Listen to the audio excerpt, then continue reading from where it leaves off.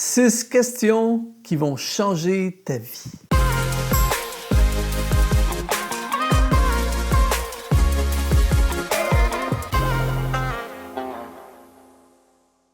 Bonjour, ici Luc Dumont d'Exponentiel.net. Je suis heureux de te retrouver pour ce rendez-vous d'inspiration et de destinée. Et aujourd'hui, en particulier, ça va être vraiment quelque chose de captivant. Reste jusqu'à la fin. Il y a vraiment quelque chose pour toi dans cette vidéo. En plus, en ce moment, j'aimerais t'offrir mon nouveau e-book, Les exponentialistes de la Bible.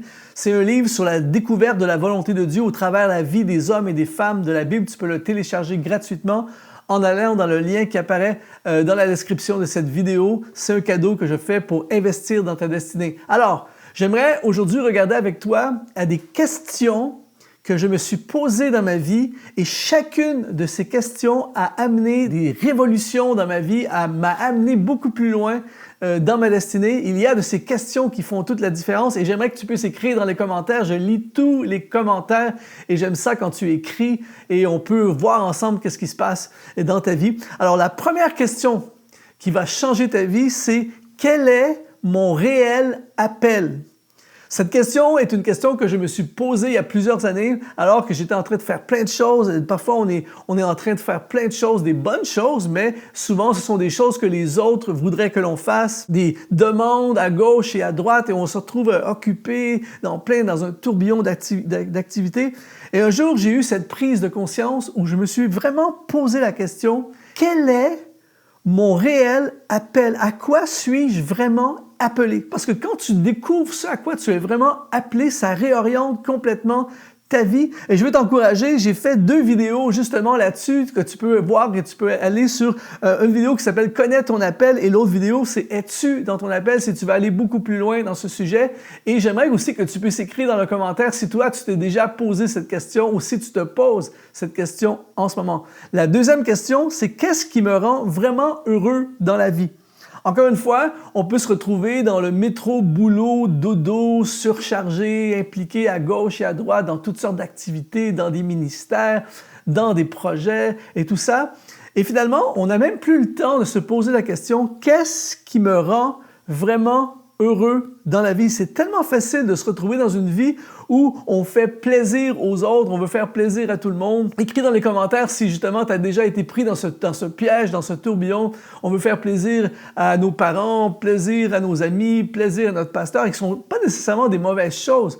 Mais finalement, tu n'es plus en train de faire ce qui te rend vraiment heureux dans la vie. Et quand tu réussis à trouver la réponse à qu'est-ce qui te rend vraiment heureux dans la vie, je peux t'assurer que ça amène des changements dans ton agenda, dans tes priorités, dans ton horaire. Alors pose-toi cette question, qu'est-ce qui me rend vraiment heureux dans la vie? La troisième question qui va changer ta vie, c'est qui sont les personnes dans ma vie qui me tirent vers le haut? J'aime énormément ce passage dans le Proverbe au chapitre 13 au verset 20. Il dit « Celui qui fréquente les sages devient sage, mais celui qui se plaît avec les insensés s'en trouve mal. » Souvent, on a un tourbillon de personnes dans notre vie. On a parfois même malheureusement des relations toxiques et on les tolère, on ne s'aperçoit même pas que c'est toxique.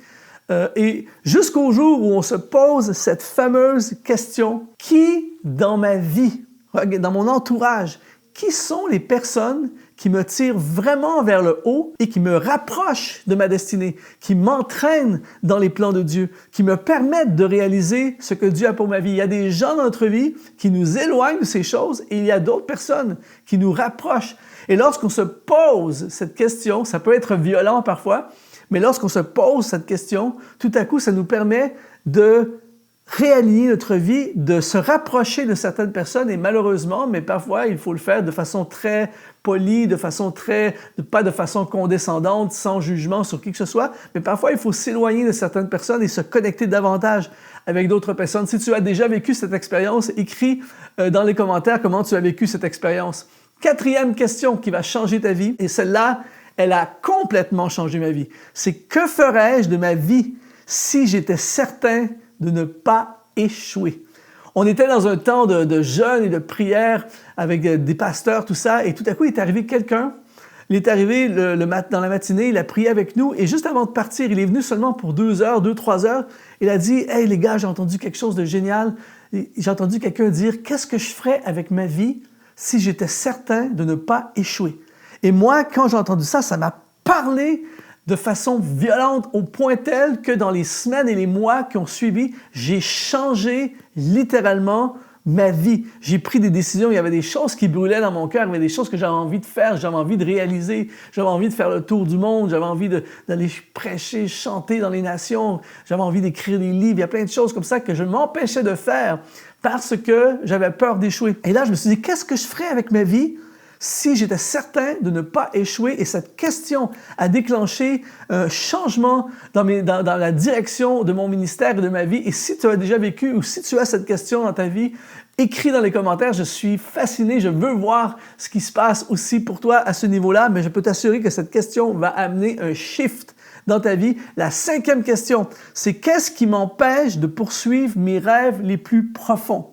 Il y a des choses parfois dans notre vie qui sont là et qui nous empêchent de poursuivre nos rêves les plus profonds. Moi, par exemple, lorsque j'étais beaucoup plus jeune, je rêvais d'aller à l'école biblique. Et je me suis aperçu que c'est ma voiture qui m'empêchait. En fait, j'avais une voiture, tout mon argent allait dans la voiture, tout ça. Je travaillais pour pouvoir payer la voiture, tout ça. Et en fait, cet argent-là, c'était l'argent qui m'empêchait de faire mes études bibliques. Et un jour, j'ai décidé de vendre la voiture. Je me suis dit, si ça ne peut pas être une voiture qui m'empêche de réaliser ma destinée, j'ai littéralement vendu la voiture pour prendre le bus. Et en fait, quand je me suis posé cette question, ça a amené une révélation et un changement dans ma vie. Et est-ce qu'il y a, toi aussi, des choses dans ta vie qui t'empêchent de réaliser tes rêves? J'ai fait justement une vidéo, 7 conseils pour réaliser son rêve. Regarde cette vidéo, ça va te donner encore plus de détails sur comment réaliser ton rêve. Et finalement, la 6e question, et celle-là, j'ai gardé le meilleur pour la fin, c'est « Seigneur, que veux-tu que je fasse? » Quand tu te poses cette question, je peux t'assurer qu'il y a des choses qui risquent de changer. Seigneur, que veux-tu que je fasse? Et en fait, cette question vient de l'apôtre Paul dans le livre des Actes au chapitre 9, où pendant des années, le Saul de Tarse avait fait ce qu'il voulait dans la vie. Et un jour, alors qu'il est sur le chemin de Damas, il a un face-à-face avec Jésus. Et là, tout à coup, tout prend son sens. Et la première chose qu'il va dire, « Seigneur, que veux-tu que je fasse? » Et à partir de ce jour-là, sa vie a changé pour toujours. Ses priorités ont changé. Son programme a changé. Il est devenu l'apôtre Paul. Et justement, j'ai fait une vidéo, c'est comment savoir si ton projet vient de Dieu, et une autre vidéo sur comment trouver la volonté de Dieu.